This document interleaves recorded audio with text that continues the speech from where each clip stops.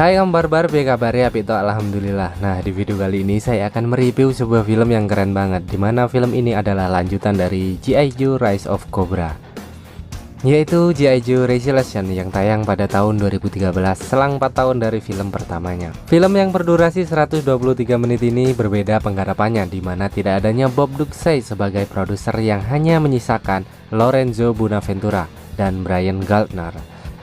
Lalu film ini diperankan oleh Dwayne Johnson, Arnold Vosloo, Bruce Willis, Channing Tatum, dan masih banyak lainnya. Dan apakah dengan kehadiran para aktor-aktor ternama di film yang kedua ini mampu membuat film ini lebih seru atau malah kurang? Jadi tanpa berlama-lama, mari kita simak alur cerita filmnya. Check this out.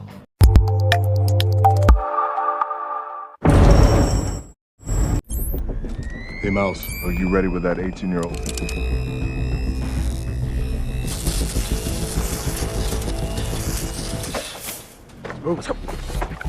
You ain't gonna believe this, Roblox.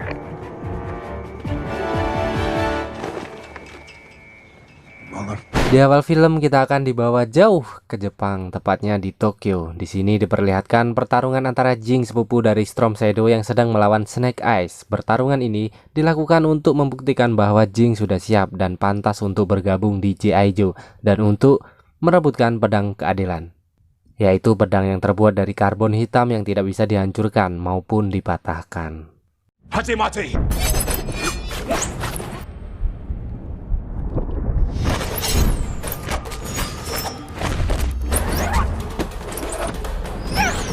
As a tiger.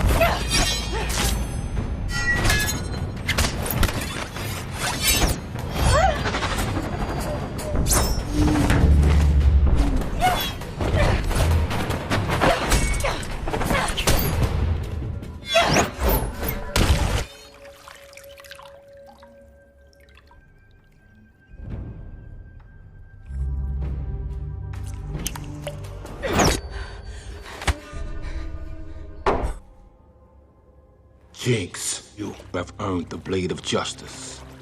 Indestructible. You must leave the dojo to uncover these plans. Too late. Lalu scene berpindah pada pasukan G.I. Joe yang mendapatkan misi menyelamatkan hulu ledak nuklir yang terdapat di tengah-tengah kerusuhan Pakistan yang disebabkan terbunuhnya Presiden Pakistan, dan terjadilah baku hantam antara G.I. Joe dan para pemberontak. Dan pastinya G.I. Joe akan dengan mudah mengalahkan pasukan pemberontak tersebut. Hell yeah! Hell yeah!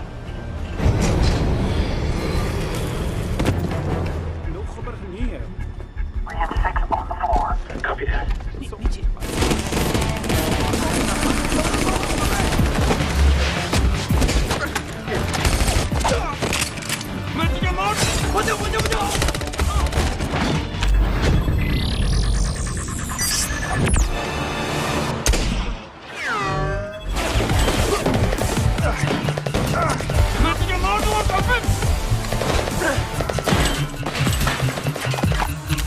But I'm taking out these fire!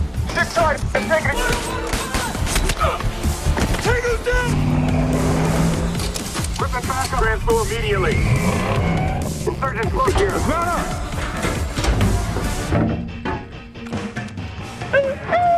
Setelah misi dianggap selesai, tim G.I. Joe mendirikan camp sementara untuk menunggu penjemputan. Lalu scene berpindah pada Pak Presiden yang dikawal oleh ajudannya menuju ke ruangan bawah tanah. Ternyata di ruangan bawah tanah terdapat orang yang mirip dengan Presiden.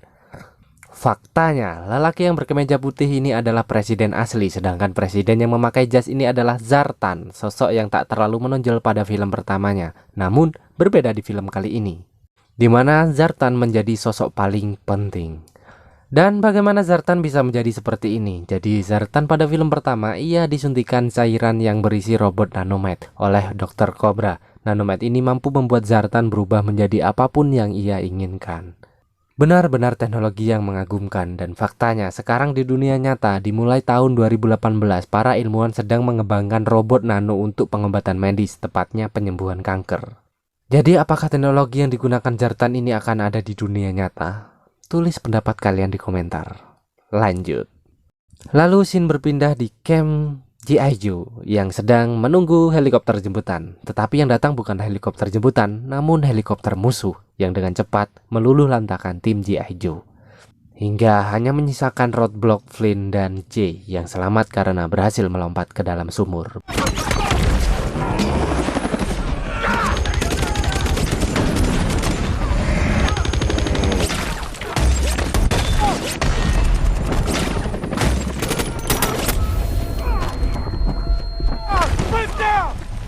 I'm going for him! Go!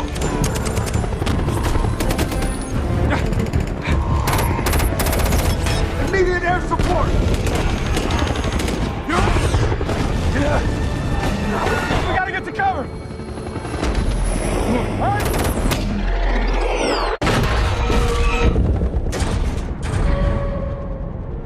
Go! Go!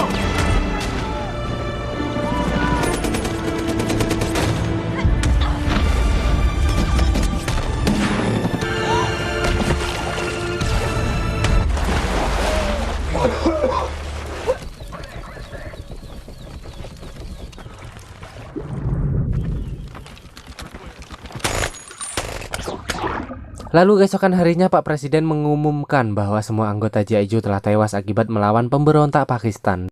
Dan salah satu anggota G.I. Joe telah berkhianat karena telah membunuh Presiden Pakistan, yaitu Snake Eyes. Dan tak lupa beliau juga mengumumkan bahwa G.I. Joe digantikan posisinya dengan anggota Cobra. Lalu turut mengundang para presiden di seluruh negara untuk berkumpul mengenai masalah senjata nuklir. Kemudian, scene berpindah pada penjara Ensergen, sebuah penjara dengan keamanan super ketat yang memasukkan tahanannya ke dalam sebuah tabung. Dan di sini tempat Komandan Cobra ditahan, berikut dengan Mekulen atau Destro. Di sini Storm Shadow yang menyamar sebagai Snake Eyes mencoba membebaskan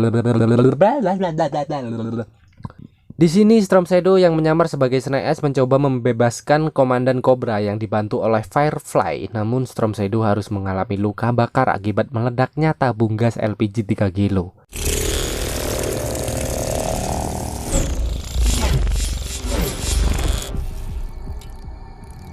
Plant the serum quickly!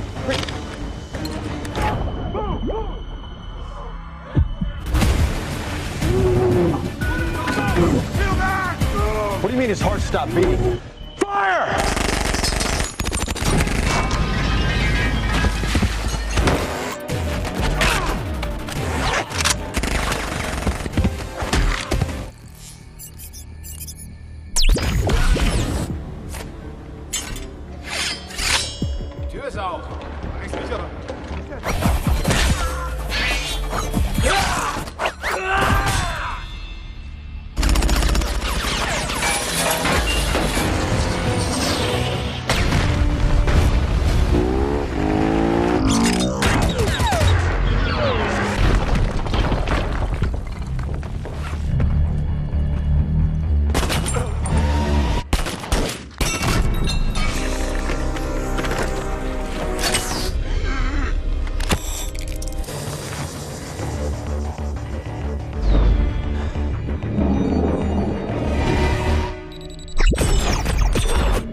Good to see you, old friend.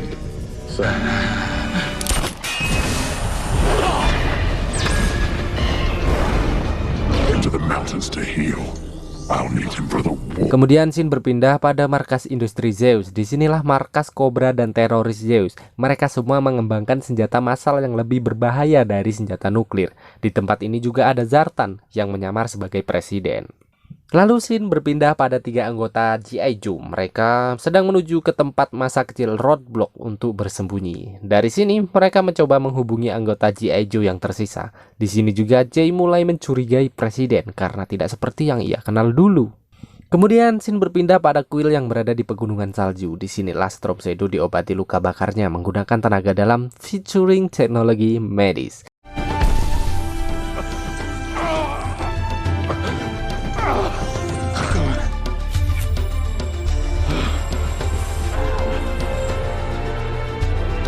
Dan juga terlihat Snake Eyes telah berada di lokasi untuk menculik Storm Shadow, di mana kita akan diperlihatkan pertarungan ninja versus ninja yang amatlah epic.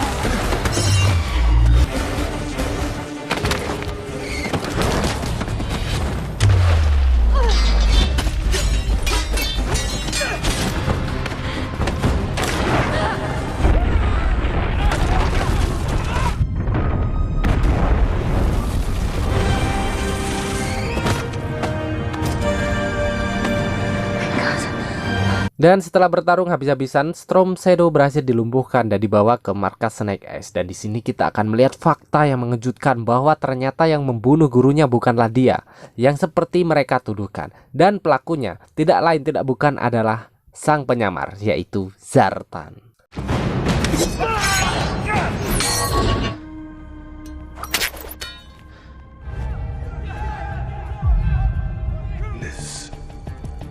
He needed me.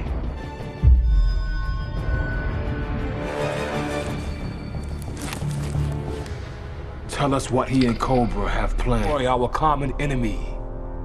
Together. Lalu Storm Shadow di sini mulai mendapat kepercayaan lagi dan mulai memutuskan untuk bekerja sama dengan G.I. Joe. Dan scene berpindah pada anggota G.I. Joe yang menemui salah satu pendiri G.I. Joe, yaitu Sersan Marvin, dan turut menceritakan apa yang mereka ketahui. Sersan Marvin yang percaya ia segera memberikan senjata pada anggota yang tersisa. Dan hebatnya lagi, hampir di setiap sudut rumah Sersan terdapat senjatanya, bahkan granat yang ditaruh di keranjang buah.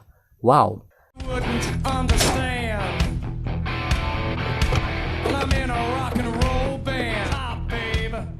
Makes you wonder about your neighbors.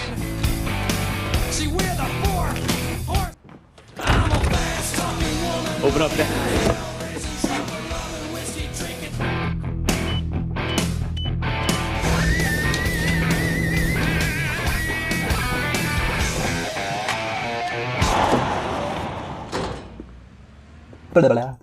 Anggota G.I. Joe yang dibantu Storm Shadow berencana menggagalkan rencana geng Cobra pada pertemuan petinggi negara pemilik hulu nuklir yang akan segera diselenggarakan untuk membicarakan masalah dampak negatif senjata nuklir yang bertepatan di Kalorina.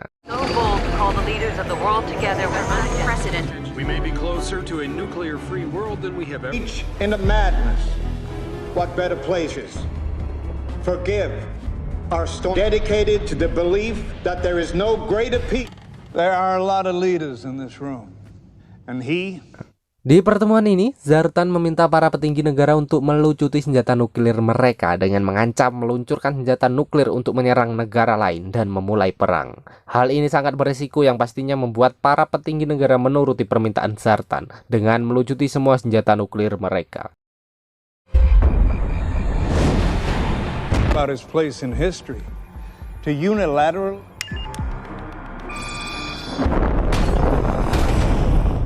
Complete lunatic, says the man about to destroy it. बंद करो. Gentlemen, welcome to a nuclear-free world. Di sisi lain, anggota G.I. Joe mulai beraksi dengan melumpuhkan para penjaga yang berada di luar dan mencoba untuk menyelamatkan presiden yang asli.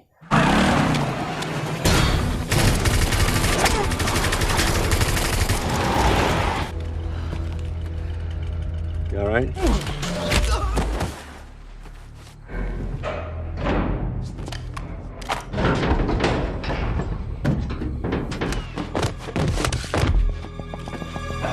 I'm gonna shoot him. That's Stand up! Easy. It's good to see you. Good to see you. Sorry, Mr. President. No, that's fine. Adegan kembali di ruangan pertemuan, di mana sekarang dunia telah terbebas dari nuklir, tetapi tim Cobra mulai memperkenalkan senjata buatan mereka yang bernama Project Zeus, di mana senjata ini lebih berbahaya dari nuklir, karena senjata ini bukanlah ledakan yang menjadi kekuatannya, melainkan memanfaatkan gravitasi yang menjadi kekuatan utamanya. Ibarat asteroid besar yang meluncur bebas ke bumi, yang pada zaman sejarah membuat dinosaurus punah, apalagi manusia lemah seperti kita. Drop. Significantly greater than a nuclear warhead.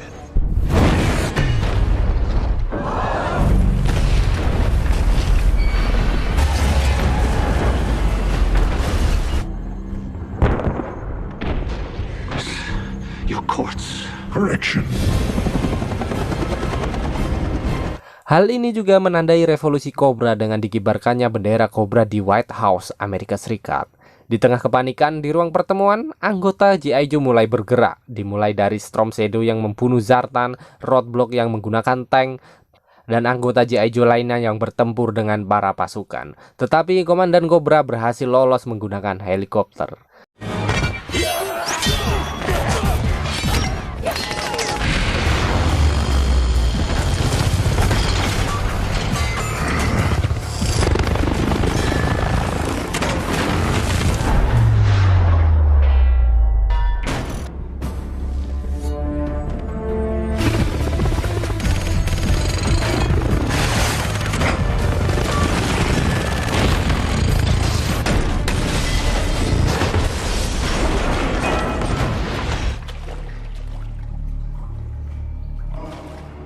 I never figured you for a joke.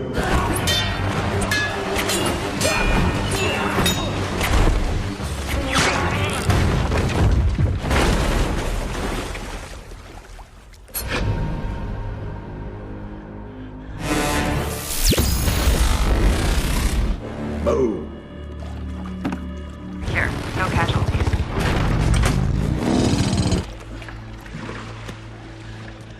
And made me what I am. Yeah.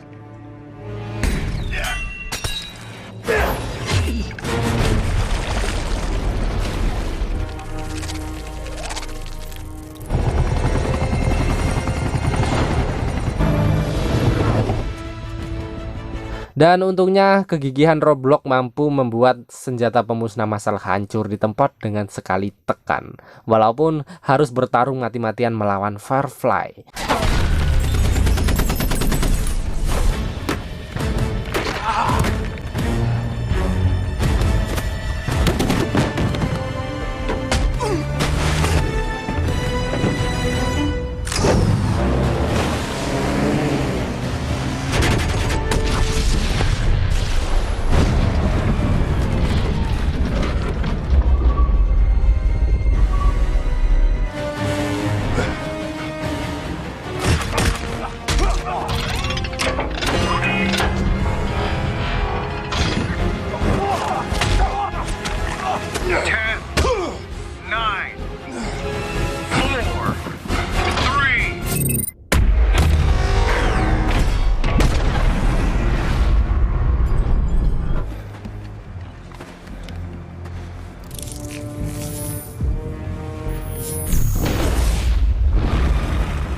Dan film pun ditutup dengan para anggota G.I. Joe yang mendapat penghargaan sebagai penyelamat dunia atau pahlawan.